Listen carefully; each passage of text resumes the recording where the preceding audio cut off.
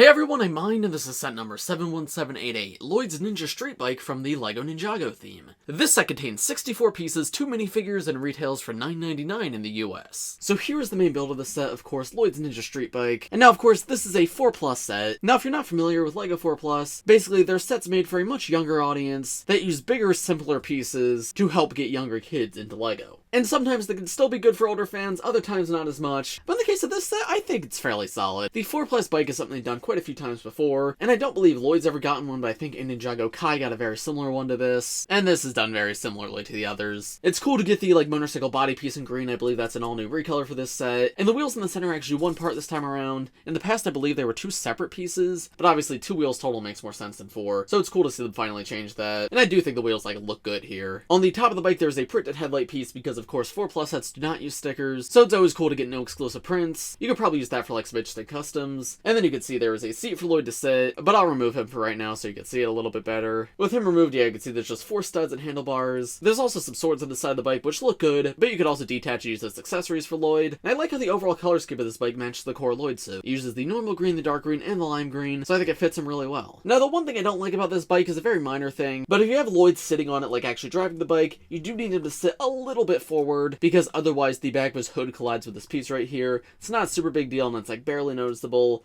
but it does make it a little bit difficult to actually sit on the bike, so I don't know if that's best for a 4+ set, because of course 4+ sets are meant to be very easy for kids. Well, it's not too difficult to do. I don't know, I think when I was 4 years old this would have been a little confusing. But yeah, overall I'd say it's a fairly solid bike. Again, similar to every other 4+ bike, but I think it's good for what it is. Cool to get the recolored body piece, and that's an awesome new printed part, and I think this looks good enough that it fits in a normal Ninjago collection. This doesn't look inherently like just a 4+ set. Putting this with the rest of your Ninjago collection, it doesn't seem out of place. And now coming to the side build in this set, we have a little shrine for the villains, and this is very simple and very cute. I think this is the second biggest villain build of all the builds this wave, so that's kind of funny to see in the $10 4+ set. But yeah, it's just got a little bit of room out front to post figures, and of course the shrine build with the bones coming off the top, and then around the back it stores the sword of fire. Now I don't know why that's in this set, I'm not really sure how it fits core, but it's always a very cool part to get. It's been coming in sets for what, 11 years at this point, or I guess 12 now. Yeah, we're in 2023. And then at the very bottom of the shrine we have a disc shooter, and that is the one and only play feature with this set. You push back with that disc and it shoots out. You do get a total of 3 of that disc in this set, so if you want to reload it or you just lose one of them, it probably would have been cooler if there was some sort of print on the disc, but as it stands, I think it's fine for what it is. But yeah, that's about it for the build of this set. So now let's take a look at the minifigures, and then I'll give you my overall thoughts. Here are the 2 minifigures of the set. We have Core Lloyd and we have a Bone Guard. Core Lloyd is probably the most reviewed minifigure on this channel. I cannot believe I'm still talking about this guy. But yeah, he is very common. He's come in other $10 sets before, so he's not super excited to get here. If you don't have him yet, I guess this is a fine, cheap way to get him. But there's literally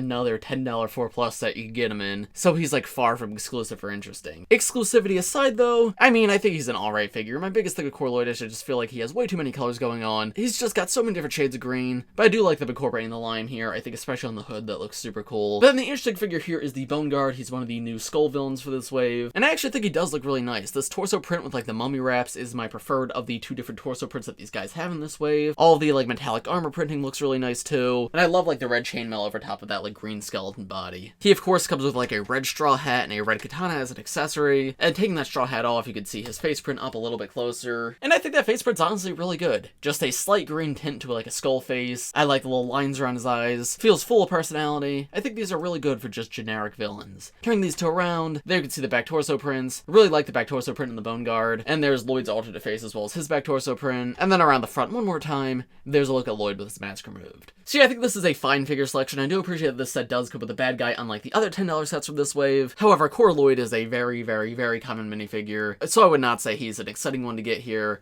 And honestly, because we already had a Core Lloyd in a $10 4+ set before, I wish they had switched him up with a different character, just to have a wider range of characters in 4+ sets. But overall, what are my thoughts on this set? I think this set is fine for what it is. I think it is a really solid 4+ set, however, it's not one of those 4+ sets where I say, hey, this is really good, you need it in your collection. If you're interested in this set, I don't think you'll be disappointed. It is a very solid 4+ bike, but this set doesn't really do anything to go above and beyond to make it super desirable beyond other sets. I guess this is technically the cheapest way to get a bone villain if you really, really want one. However, you could get bone villains in $20 sets, and the $20 set that comes with Lloyd this wave is way better than this set, so if you could save that extra $10, I'd highly recommend recommend you get that instead. But yeah, unless you're a completionist, like a hardcore Lloyd fan, or for some reason this bike just really interests you, you probably don't need this one. Like, it's not a bad set by any means, and I think especially for the target audience of kids age 4 and up, I think it's really good. But for older collectors, if you're not interested in the first place, you probably don't need to get it now. It's just fine. I mean, it's solid, but nothing all too special. But of course, those are just my thoughts. Let me know what you guys think of this set in the comments below. If you enjoyed this video, please press like, subscribe to the channel if you're new.